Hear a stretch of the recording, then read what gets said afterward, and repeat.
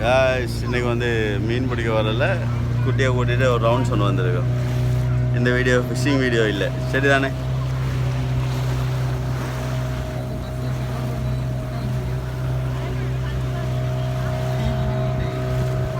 Hi சொல்லுங்க.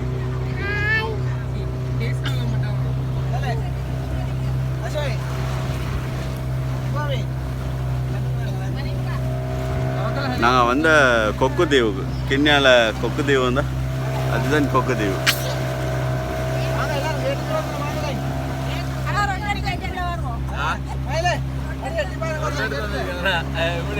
பாருங்க, நம்மளோட குடும்பம் செல்லுது ரொட்டை எடுத்து வந்துருக்கணும். அப்போ ஃபிஷிங்கில் அப்படியே அந்த இதாகிட்டு உள்ளுக ஊறிட்டு எல்லாரும்.